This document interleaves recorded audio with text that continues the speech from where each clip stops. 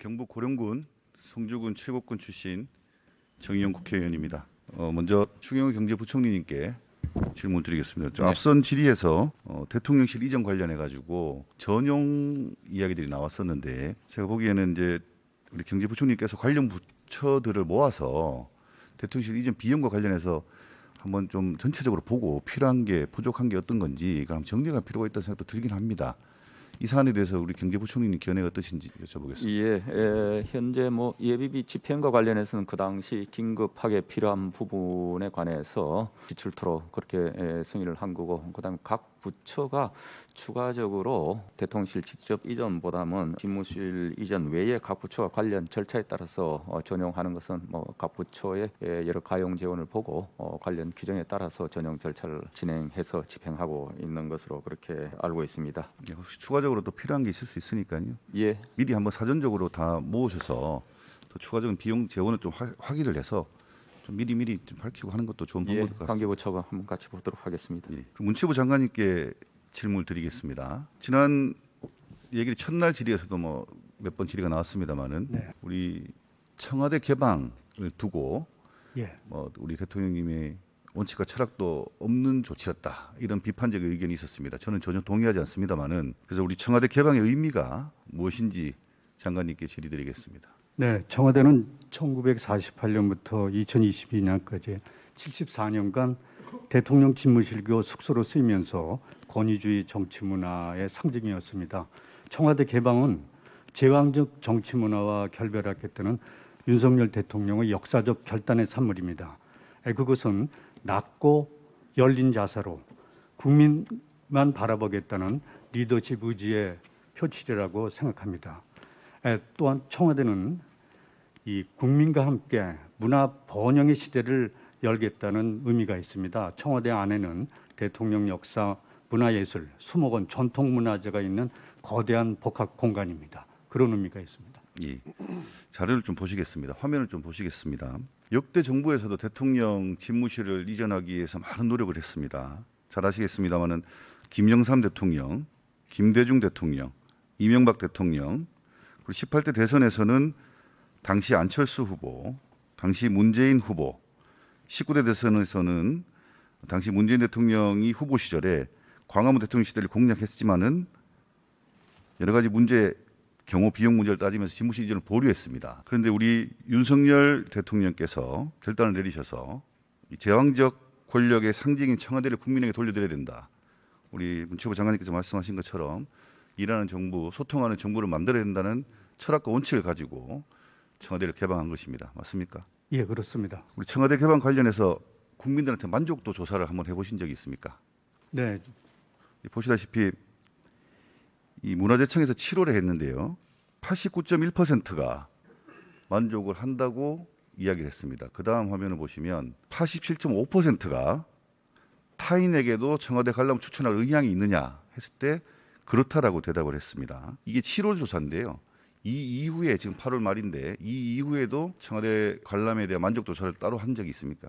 네, 그 여론조사 형태로는 하지 않았지만 국민이라든지 다양한 전문가들의 의견을 모으고 청와대를 어떻게 하면 더 개방의 의미를 국민 속에 파고들기 위한 여러 가지 아이디어, 어젠다 그걸 들으면서 결과를 모은 결과 그 만족도가 상당하다는 것을 확인할 수 있었습니다. 이 전문가뿐만 아니라 계속적으로 정기적으로 일반 국민들을 대상으로도 만족도 조사를 해서 불편한 건 없는지 또 계속해서 처음에 우리가 개방했던 효과가 유지가 되고 있는지 또 뭐 새로 어떤 건의나 불편한 사항 없는지 해서 개방의 효과가 극대화될 수 있도록 국민들의 의견을 계속적으로 좀 수렴해 주시기를 부탁드리겠습니다. 네, 그렇게 하겠습니다. 총리님께 질문 드리겠습니다. 이 청와대 개방의 경제적 효과에 대해서 분석을 해보셨습니까? 뭐 그런 자료가 있을 수도 있겠는데 저는 과거에 이제 민간에서 금년 2월, 뭐 3월 경에 자체로 조사한 건 있는 걸로 알고 있습니다. 하지만 이제 5월 10일 개방하고 지금 이제 2달 반여가 지났는데요. 우리 정부 차원에서도 경제적 효과가 어느 정도 있는지에 대해서 한번 분석을 해볼 필요가 있다고 생각을 합니다. 지금 현재 누적 청와대 방문객 수가 얼마인지 아십니까? 한 200만 되는 것으로 알고 있습니다. 예, 200만이 조금 안 되는 걸로 알고 있는데요. 국민들이 계속 방문을 하고 계신데 이 경제적 효과를 좀 분석을 해서 청와대 이 개방의 어떤 원칙과 철학의 문제에 이어서 실질적인 어떤 경제 효과도 분석할 필요가 있다고 생각을 합니다. 제가 그 지역에 그 부근에 관저가 있습니다만 그 지역의 전체적인 상권 이런 것들은 굉장히 좋아졌다고 제가 듣고 있습니다. 좀 면밀하게 좀 과학적으로 좀 분석될 수 있도록 총리께서 관심을 좀 가져주시길 부탁드리겠습니다. 네. 지금 현재 청와대 관리 활용 총괄 컨트롤 타워가 어디죠, 총리? 저는 지금 관리하는 그 행정부는 문화재청이고요. 그리고 임시로 돼 있고 전체적인 그 계획이나 기본 계획은 지금 방금 문화관광부 장관께서 말씀하셨습니다만 문화관광부가 하고 있다고 그렇게 생각합니다. 제가 알기로는 현재 지금 대통령실에서 청와대 관리 활용 자문단이 구성돼 있고 관리 주체도 이 전체적인 로드맵을 만들면서 뭐 결정을 할 계획이라고 합니다. 뭐 문체부에서 주관하고 문화재청에서 관리하는 방안이 전 유력하다고 생각을 합니다만은 네, 그 문제는 제가 잠깐 말씀드리면 지난 7월 20일 대통령 업무 보고를 통해 정리가 됐습니다. 문화체육관광부가 주도하면서 문화재청 대통령 관리 비서실과 긴밀히 협력하고 청와대 관리 활용 자문단과 머리를 맞대 어젠다와 비전, 장단기 프로젝트를 만들고 그렇게 나가고 있습니다. 얼마 전에도 뭐 특정 언론에서 보도가 돼서 지금 뭐 임시로 하다 보니까 관리하는데 뭐 인력도 모자라고 좀 굉장히 힘이 붙인다 그런 이야기도 있습니다. 우리 관람객 수는 많아지고 그래서 좀 더 관리를 철저하게 하고 관리를 하시는 분들도 좀 신명나게 일할 수 있도록 이렇게 계획들을 잘 세워 주시기를 부탁드리겠습니다. 네, 그렇게 하겠습니다. 그리고 제가 뭐 들은 이야기인데 지금 이제 200만 명 가까운 국민들께서 관람을 하셨는데요. 이 단체 관람의 경우에는 굉장히 예약이 힘들고 개인 방문 신청은 좀 용이한 편이라고 합니다.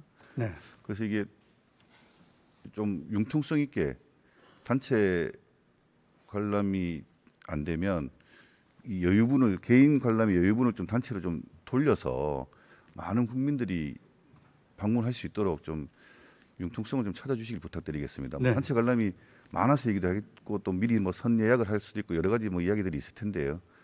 많은 국민들이 좀 불편함 없이 보실 수 있도록 노력해 주시길 부탁드리겠습니다. 네, 그런 보완을 지금 하고 있습니다. 네.